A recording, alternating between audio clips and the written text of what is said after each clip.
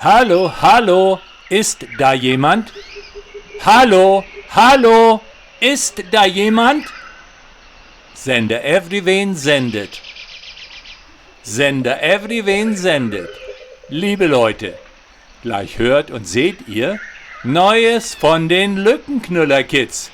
Sie freuen sich schon auf euren Besuch. Wie man weiß, leben sie in Everywhen, in einer kleinen Stadt, auf einem Kleinplaneten, der genauso heißt. Hier wird niemand so erwachsen, dass alles schon zu spät ist. Man sollte Everywhen aber nicht mit einem Oberpfälzer Ort verwechseln, der das Autokennzeichen WEN hat, aber keinen Hafen. Denn Everywhen hat einen.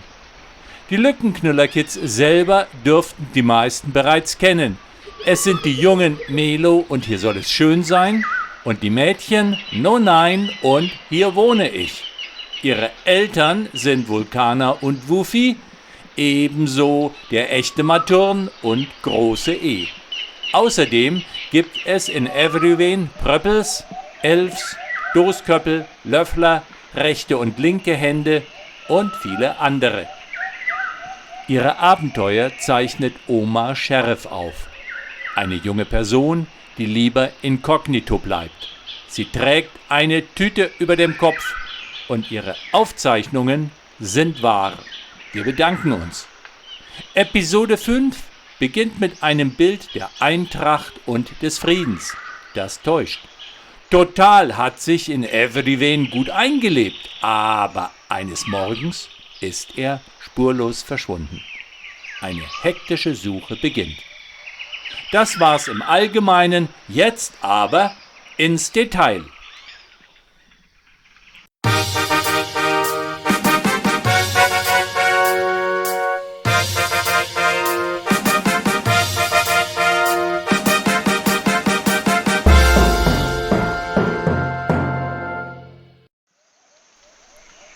Es ist wieder soweit. Endlich ist es wieder soweit. Die Lückenknüller-Kids. Geschichten aus Everywhen von Omar Sheriff. Heute total weg.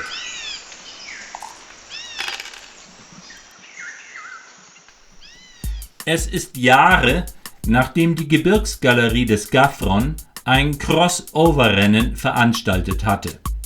Aus ungeklärten Gründen war damals der Staudamm gebrochen. Total, ein bis dato unbekannter Newcomer, rettet alle Wettkämpfer in einer riesigen Blase. Er wird Ehrenbürger von Everywhen. Er wird in Everywhen das Mädchen für alles.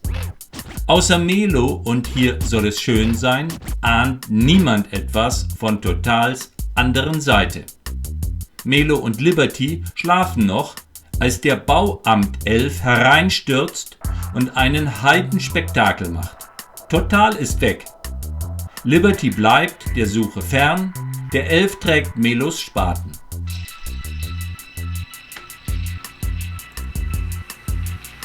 Nachdem sie in ganz Everywhen nachgefragt haben, kommen sie an die Peripherie. Hier sind die größten Veränderungen der Stadtgeschichte im Gange. Die öffentliche Hand beseitigt die Schwarzbauten. Die historischen Stücke treten wieder ans Licht. Total wird gebraucht, hat sich hier aber noch nicht gezeigt. Total bleibt wie vom Erdboden verschluckt. Die beiden blicken in die Wüste. Der Elf stützt sich auf den Spaten. Ziellos irren sie durch das Trümmerfeld. Der Bauamt-Elf sagt es Melo auf die Stirn zu. Du weißt mehr über Total. Was verschweigst du? Wozu der Spaten? Widerstrebend gibt Melo nach.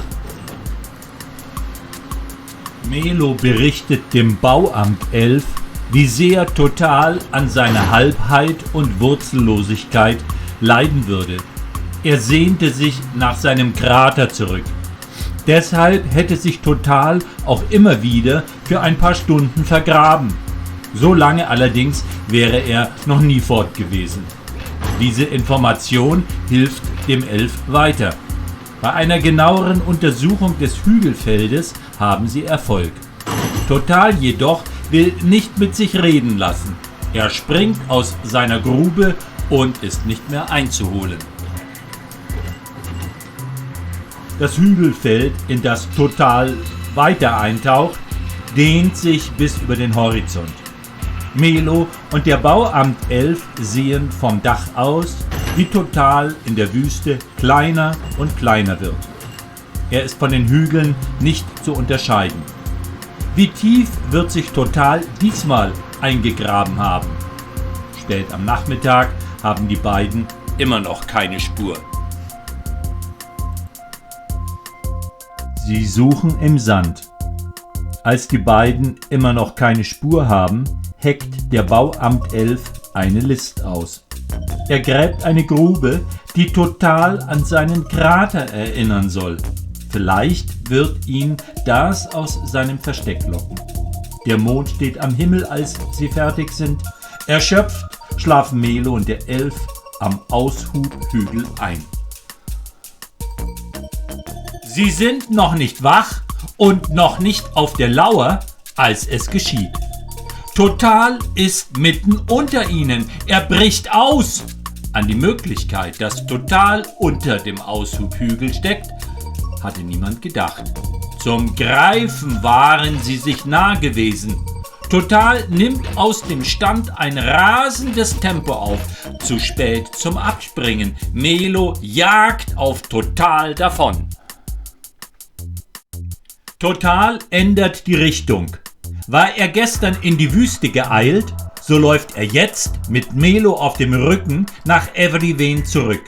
Melo lenkt ihn auf dem kürzesten Weg ans Meer. Total ist in bester Form. Niemand kann ihn aufhalten. Was ist mit Melo geschehen? Er ist ein Teil von Total geworden. Reiter und Ross geben zusammen das Bild vollkommenster Einheit, das beide beflügelt. Aber Melo ist auch Ballast. In einer Kurve überlässt er sich daher der Fliehkraft und den Plänen, die die höhere Gewalt haben mag. Während Melo den Luftweg nimmt, kann Total mit weniger Last sein Tempo steigern. Das ist auch nötig. Die Verfolger werden immer zahlreicher. Liberty, Melos Schlange, scheint in schlechter Form zu sein. Sie fällt auf die hinteren Plätze zurück. Was ist los mit Liberty? Die Verfolgungsjagd erreicht die breite Treppe, die ins Hafenviertel von Everyween führt. Im Hafenviertel treffen sich Melo und Total wieder.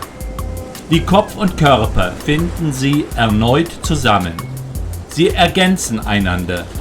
Total vergrößert den Abstand zu ihren Verfolgern.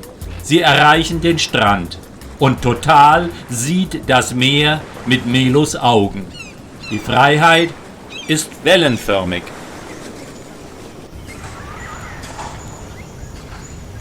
Die Pröppels und Elfs sind auf der Strandpromenade stehen geblieben.